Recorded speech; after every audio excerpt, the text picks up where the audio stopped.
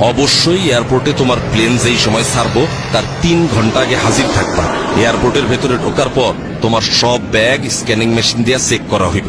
ব্যাগে কোনো বিপজ্জনক জিনিস আছে কিনা তা পরীক্ষা কইরা দেখা এয়ারপোর্টের সিকিউরিটি অফিসার তোমার শরীরও চেক করব। তুমি ঘাবড়ায়ও না কিন্তু। চেক ইন চেক হয়ে গেলে তোমার নিজের এয়ারলাইন্সের কাউন্টার খুঁজা বাইর কইরা লাইনে গিয়া দাঁড়াবা। তোমার সিরিয়াল আসলে পরে কাউন্টারে টিকেট ও পাসপোর্ট দেখাইবা। ছোট ব্যাগটা নিজের কাছে রাইখা বাকি ব্যাগ কাউন্টারে দিয়া দিবা।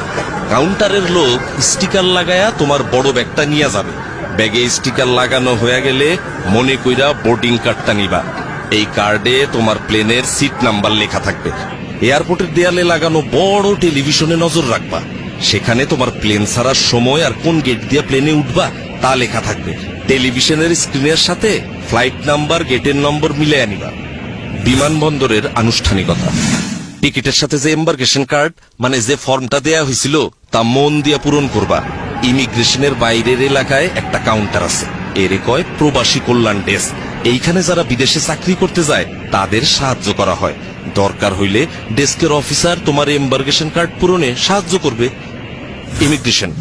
ইমিগ্রেশনের গেটের ভিতরে আর একটা প্রবাসী কল্যাণ ডেস্ক পাইবা। ওইখানে স্মার্ট কার্ড দেখা আঙ্গুলের ছাপ যাচাই কইরা তোমার এম্বার্কেশন কার্ডের উল্টা পাশে সিল দিবে। এরপরে তুমি যাইবা ইমিগ্রেশন কাউন্টারে।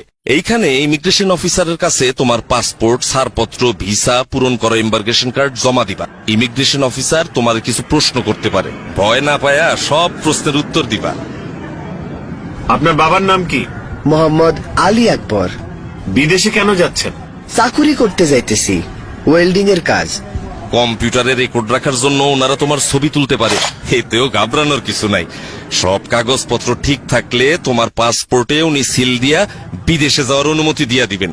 এরপর টেলিভিশন দেখা নিয়া তোমার প্লেনের অন্য যাত্রীরা যেই জায়গায় বসছে সেইখানে গিয়া বসবা।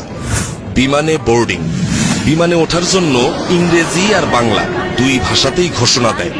বিমানে ওঠার ঘোষণা দিলে বোর্ডিং কার্ড হাতে নিয়ে লাইনে দাঁড়ায়া ধীরে সুস্থে প্লেনে উঠবা। প্লেনে উঠার পর বোর্ডিং কার্ডে লেখা সিট নাম্বার খুঁজা সিটে বসবা। বসার আগে হাতের ছোট ব্যাগ সিটের উপরে ঢাকনা দেওয়া তাকে উঠায়া রাখবা। প্লেনের কর্মচারীরা যেই কথা বলে তা মনোযোগ দিয়ে শুনবা। প্লেনের সিটে বৈশা অবশ্যই সিট বেল্ট বাইন্ধা রাখবা। ধূমপান নিষিদ্ধ। একটা জরুরি বিষয় মাথায় রেখো, এয়ারপোর্টে ও বিমানে বিড়ি সিগারেট খাওয়া একেবারে নিষেধ।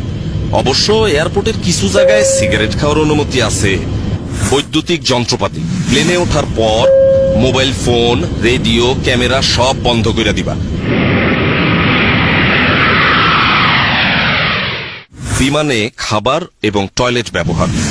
প্লেনে খাবার ও পানি দেয়, তাই এই নিয়ে তোমার চিন্তার কোনো কারণ নাই। প্লেনে টয়লেট ব্যবহারের প্রয়োজন পড়লে ঘাবড়ায়ও না কিন্তু। টয়লেট ব্যবহারেরও কিছু নিয়ম কানুন আছে। দরজার পাশে হাতলে চাপ দিয়া টয়লেটের দরজা খুলতে হয়। খোলার আগে দরজায় দেখে নিবা লাল রং অথবা অকুপাই লেখা আছে কিনা, তখন অপেক্ষা করবা। খালি অবস্থায় দরজায় সবুজ রং থাকবে অথবা এমটি লেখা থাকবে, তখন টয়লেট ব্যবহার করতে পারবা। টয়লেটে অবশ্যই টিস্যু ব্যবহার করবা। পানি ব্যবহার করবা সাবধানে। টয়লেটের মেঝে ভিজা গেলে অন্য যাত্রীদের অসুবিধা হইতে পারে।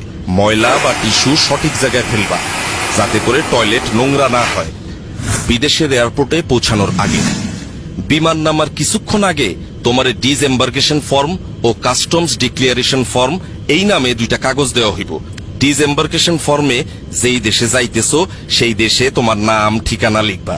আর কাস্টমস ডিক্লিয়ারেশন ফর্ম হইল তুমি যদি ওই দেশে এমন কোন জিনিস নিয়ে যাও যার জন্য ট্যাক্স দিতে হবে তা জানানোর ফর্ম। ফর্ম পূরণে কোনো অসুবিধা হইলে বিমানের লোক অথবা পাশের যাত্রীর কাছ থেকে সাহায্য চাইতে পারো। বিদেশের এয়ারপোর্টে ইমিগ্রেশন। প্লেন থেকে নামার পর ওই দেশের এয়ারপোর্টে ঢুইকা দেখবা সামনে ইমিগ্রেশনের লম্বা লাইন। এইখানে তোমার ওই দেশে ঢোকার অনুমতি দিব। লাইনে দাঁড়াবার সময় 5টা জিনিস অবশ্যই নিজের সাথে রাখবা। 1 পাসপোর্ট, 2 ভিসা, 3 চাকরির চুক্তিপত্র, 4 পূরণকৃত ডিসএম্বার্কেশন ফর্ম, 5 পূরণকৃত কাস্টমস ফর্ম। ইমিগ্রেশন অফিসার কাগজপত্র পরীক্ষা করে সঠিক পাইলে তোমার পাসপোর্টে তারিখ সহ সিল দিয়া দিবেন। ব্যাগ সংগ্রহ। ইমিগ্রেশনের কাজ শেষ কইরা নিজের ব্যাগ খুঁজে নিতে হবে। মালামাল যেখানে আসে সেই কনভেয়ার বেল্টের উপরে এয়ারলাইন্সের নাম ও ফ্লাইট নাম্বার দেওয়া থাকে, তা ভালোভাবে দেইখা নিয়ে সঠিক বেল্টের সামনে গিয়ে দাঁড়াইবা। কনভেয়ার বেল্ট থেকে নিজের ব্যাগ চিনলে সাবধানে বেল্ট থেকে নামাইতে হইব, যাতে অন্য কোনো যাত্রী আঘাত না পায়। আর যদি কোনো কারণে ওইখানে তুমি নিজের ব্যাগ খুঁজা না পাও, দেরি না কইরা হারানো জিনিসের খবর যেখানে জানাইতে হয় সেই লস্ট অ্যান্ড ফাউন্ড ডেস্কে এবং এয়ারলাইন্সের ডেস্কে খবর দিবা, তারা তোমার ব্যাগ খুঁজা দিবে। আর যদি একদমই খুঁজা না পায়, তাইলে তারাই তোমার ক্ষতিপূরণের ব্যবস্থা করব।